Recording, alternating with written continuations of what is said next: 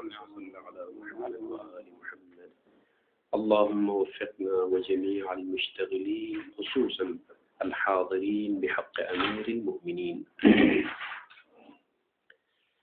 خلاصۃ الکلام، دو نقطے کل کے اشارہ کر کے میں امر ثانی میں داخل ہو جاؤں گا۔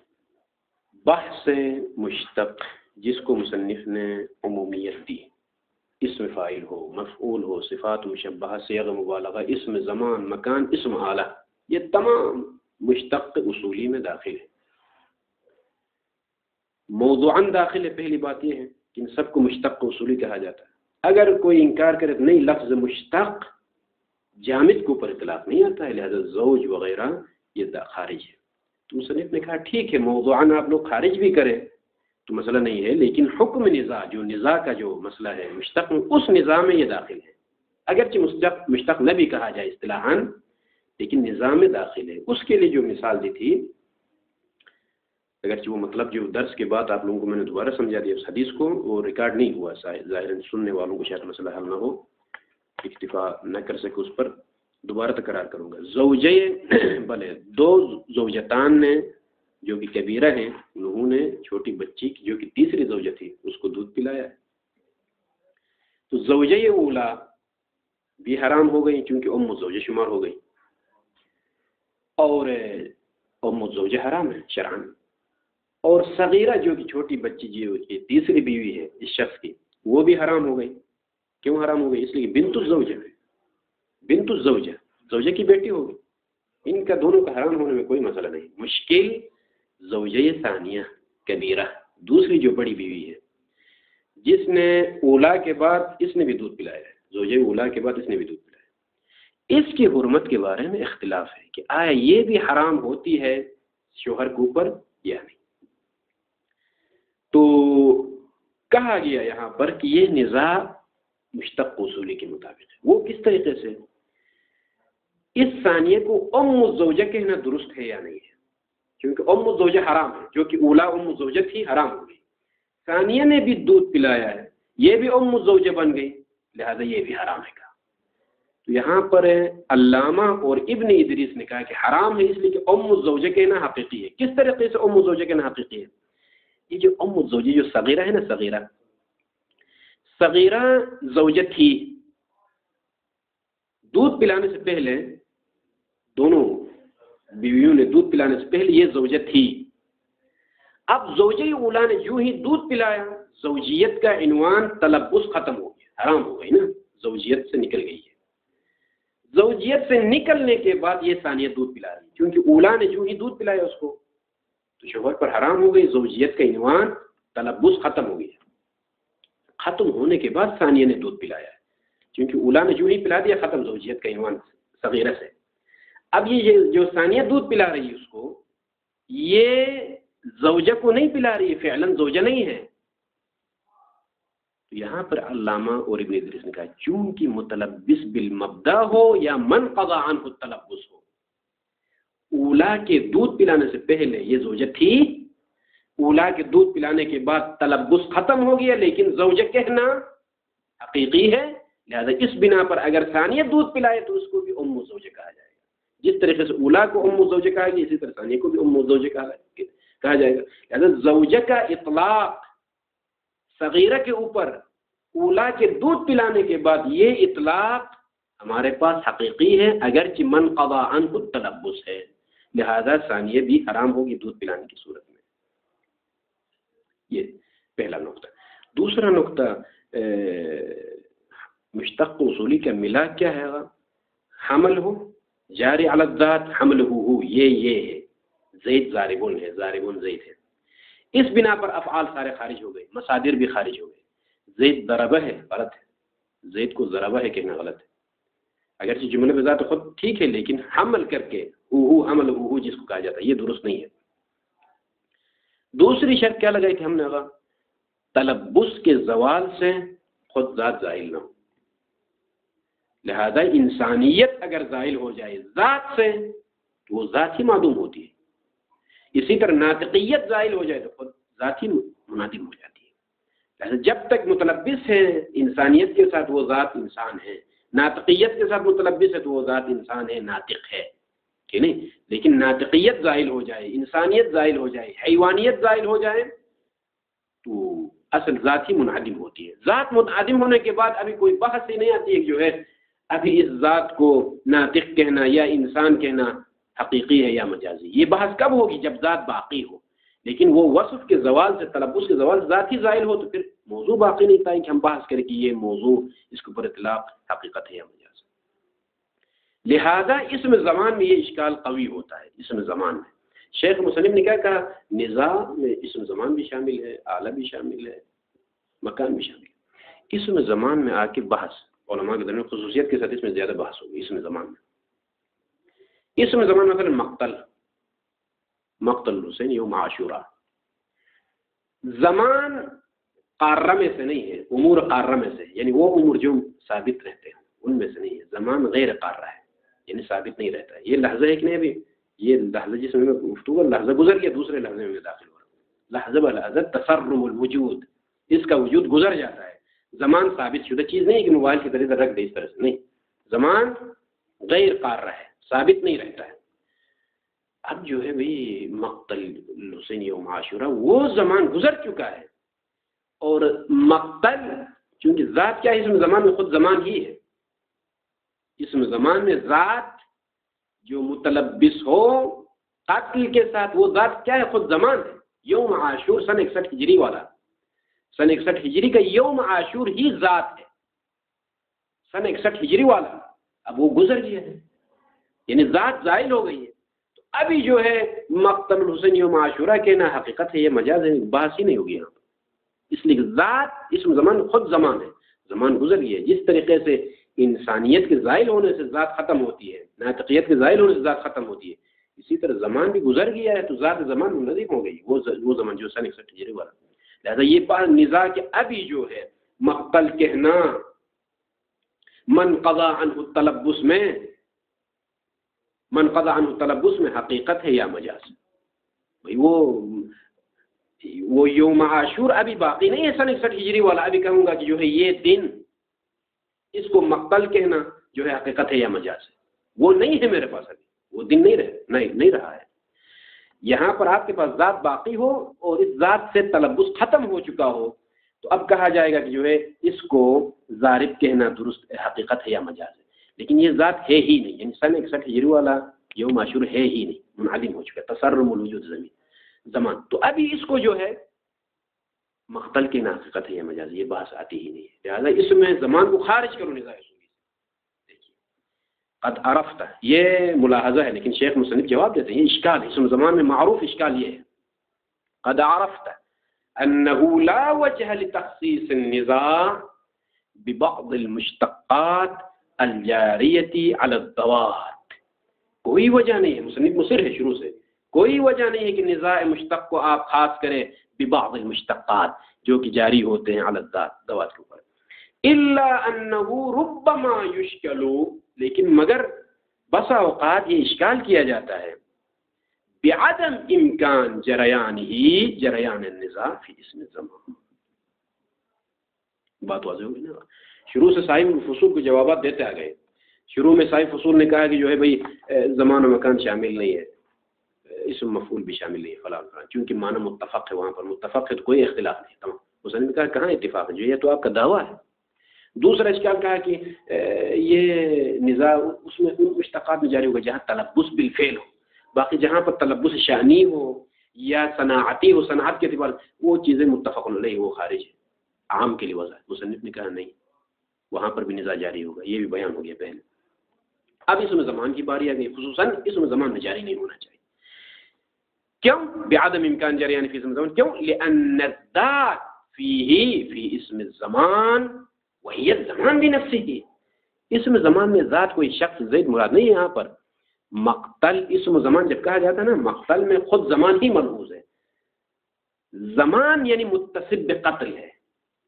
یہ دیکھیے متوجہ اس بات کی طرف آگا، ضارب میں ذات زید متصب بضرب ہے، مقتل اسم زمان میں خود زمان متصب بقتل ہے، زمانہ متصب بقتل یا قاتل متصب بزمان، فرق نہیں پڑتا ہے، ٹھیک ہے۔ اب یہاں پر ذات کیا ہے؟ خود زمان ہے، مبدأ کیا ہے؟ قتل، بات واضح ہو گئی نا.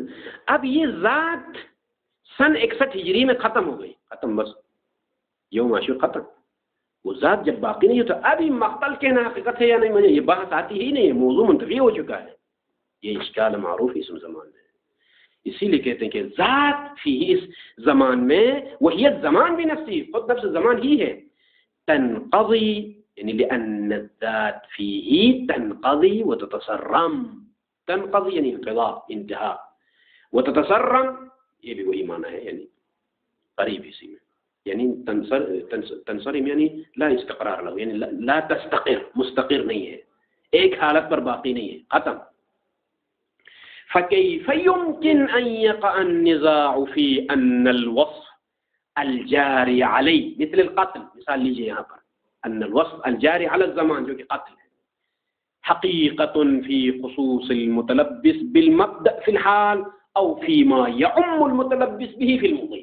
یہ نزاع كيف يمكن کہ حقیقت ہے فی خصوص المتلبس بالمبدأ سن 61 ہجری والا یوم عاشور فی الحال سے مراد وہ لے لیں, او فیما یعم المتلبس به بالمبدأ فی المضی, مضی میں, یعنی ابھی آپ ابھی کیا کہہ رہے ہیں, مقتل حسین یوم عاشورہ, آیا عام میں بھی حقیقت ہے یا صرف متلبس بالمبدأ حال میں؟ یہ نزاع جو کہ مشتق اصولی میں, یہ کیسے یہاں پر نزاع جاری ہو سکتا ہے؟ یہ اشکال. جواب ويمكن حل الإشكال بأن انحصار مفهوم عام بفرد كما في المقام لا يوجب أن يكون وضع اللفظ بإزاء الفرد دون العام, وإلا لما وقع الخلاف فيما وضع له لفظ الجلالة مع أن الواجب موضوع للمفهوم العام مع انحصاره فيه تبارک و تعالی. 3 لکیریں ہیں اصول مظفر میں, میرے خیال میں صفحہ کے قریب عبارت ہے. کفایہ میں جس درس کو آپ پڑھتے ہیں نا ادھر دیکھیں کھول کے رات کو مطالعہ کرتے وقت, مثلا یہی اشکال اسم زمان میں نزاع جاری, وہاں پر ایک مستقل بحث ہے, حل یجری النزاع فی اسم زمان اولا, مستقل الگ بحث عنوان کے ساتھ, جا کے ادھر پڑھ کے ادھر دیکھیں کہ وہ شرح بن جائے گا آپ لوگوں کے لیے. اس مشکل مطلب کو یہاں سمجھنے کے بعد شیخ مصنف کے جواب کا خلاصہ یہ ہے تطبیق سے پہلے. میں مانتا ہوں ٹھیک ہے فرد میں خارجن جو آپ فرد بیان کر رہے ہیں نہیں ہے, ابھی مقتل کا ہوں, یعنی مصداقاً وہ مصداق نہیں رہا میرے پاس, مصداق سن 61 ہجری میں ختم ہو گیا. کہہ رہے کہ اسم زمان بشکل عام قد وضع لمفہوم عام, مفہوم عام کے لیے وضع ہوا اسم زمان. مفہوم عام سے کیا مراد, یعنی مقتل اسم وضع لزمان اتصف بالمبدأ بمعنى عام. مبدأ بلے وہ زمان جو کسی مبدأ کے ساتھ متلبس ہو, یعنی اچھا. اب مصداق میں یہ مفہوم عام کا جو معنی ہے, مفہوم عام یعنی تلبس فی الزمان, زمان میں تلبس کا نام اسم زمان ہے کسی بھی وصف کے ساتھ, قتل ضرب چیز. مصداقاً ابھی اب ہم جب دیکھتے ہیں تو ایک ہی مصداق ملتا ہے ہمیں. کیا مصداق ملتا ہے؟ وہ مصداق جو کہ منتہی ہو چکا ہے, ختم, وہ باقی نہیں ہے. مصداق یوم عاشور وہ جو ہے ایک مثال ہے نا اسم زمان کے لیے, یوم عاشور وہ ختم ہو چکا ہے. یعنی جب بھی ہم رکھتے ہیں کسی پر ہاتھ تو خارج میں من قضا عنہ التلبس میں وہ فرد ہمیں ملتا ہے جو کہ ختم, وہ ذات ختم ہو گئی ہے, وہی فرد ملتا ہے. شیخ فرماتے ہیں کہ ایک مطلب ایک اسم زمان جو کہ مفہوم عام کے لیے وضع ہے, مصداق میں من قضا عنہ التلبس جو کہ ذات زائل ہے, ایک مورد میں ذات زائل ہونے سے خود اصل جو مفہوم ہے جو نزاع ہم فرض کر سکتے ہیں اس کی نفی نہیں کر سکتے. ہماری بحث مفہوم اسم زمان میں یہ نزاع مشتق جو اصولی ہے اس کا ہم تصور کر سکتے ہیں, لیکن مصداقاً مشکل ہے. مصداق ماں کے ایک مصداق میں دیکھتے ہیں تو وہ جو ہے منتہی ہو چکا ہے, وہ زمان نہیں ہے مصداق میں. تو مصداق نہ ملنے سے اصل نزاع کا ہی انکار کرنا مفہوم میں یہ درست نہیں ہے. بات واضح ہو گئی نا. کئی ایسے مفاہیم ہمارے پاس ہے کہ مفہوم عام ہے لیکن مفہوم شمس لیجئے, مفہوم الشمس مفہوم عام, کوكب النهاري يطلع في النهار, اس کوکب کا نام ہے جو دن میں نکلتا ہے. بھائی ممکن ہے 10 کوکب ہو، 15 کوکب ہو، لیکن مصداق میں جب ہم دیکھتے ہیں تو شمس ایک ہی. مفہوم عام ہے لیکن مصداق ایک ہے. اچھا، اسی طرح سے ایک اور مثال، لفظ الجلالہ. لفظ الجلالہ اللہ موضوع للذات المقدسہ، ذات مقدس کے لیے وضع ہے یا واجب الوجود کے لیے وضع ہے. اور خارج میں دیکھا جو ہے ایک ہی فرد ہے، وہ ایک فرد ہے. یا خود واجب الوجود میں بھی بحث کریں، واجب الوجود وضع ہے بھلے مفہوم عام کے لیے، لیکن مصداق خارج میں ایک ہی. نظام پھر بھی موجود ہے، واجب الوجود کس کے لیے وضع ہے؟ نظام موجود ہے. اسی طرح سے جو ہے لفظ الجلالہ کا معنی کیا ہے؟ نظام موجود ہے. وہ حالانکہ خارج میں مصداق ایک ہی ہے. اختلاف موجود ہے معنی میں، مفہوم عام میں اختلاف موجود ہے، اور لیکن معنی میں مصداق ایک ہے جو کہ وہی واجب الوجود ہے، اور کوئی بھی نہیں ہے ہمارے پاس. ٹھیک ہے کہ نہیں؟ اسی طرح یہاں پر بھی کہتے ہیں کہ مفہوم اسم زمان کے لحاظ سے نزاع کا آپ تصور کریں. یہ الگ بات ہے کہ مصداق میں جب ہم دیکھتے ہیں تو وہ منقضی ہے، بالکل ذات ظاہر ہو گئی ہے. لہذا خارج میں ایک مصداق کے زوال سے اصل مفہوم میں جو نزاع کا تصور ہے اس کو آپ ختم نہیں کر سکتے. نزاع کا تصور موجود ہے. جس طریقے سے واجب الوجود میں ہم نزاع کرتے ہیں، خارج میں مصداق ایک ہی ہے. جس طریقے سے مفہوم شمس عام ہے، خارج میں مصداق ایک ہی ہے. لہذا یہ نزاع چونکہ مصداق میں، یعنی بعبارہ مختصرہ مصداق میں انگلی رکھ کے آپ یوم عاشور کی مثال لے لیں گے تو ممکن نہیں ہے جاری کرنا اس مصداق کے لحاظ سے. کیوں بھائی؟ ابھی سن 61 ہجری والا دن میرے پاس نہیں، ختم ہو چکا ہے. اس مصداق میں ممکن ہے نہیں ہے کہ اگر اصل نزاع کا تصور مفہوم ہے اسم زمان میں نفی کرنا یہ درست نہیں ہے. ويمكن حل الاشكال بان انحصار مفہوم عام، ایک مفہوم عام کا منحصر ہونا، بفردین ایک فرد میں، کما فی المقام جیسا کہ ہمارے اس مقام میں کیا ہے؟ اسم زمان میں جب بھی ہم مفہوم میں بحث کرتے وہ عام ہے، لیکن خارج میں آتے ہیں تو وہ ذات ظاہر والی ہی مصداق ملتا ہے مثلا.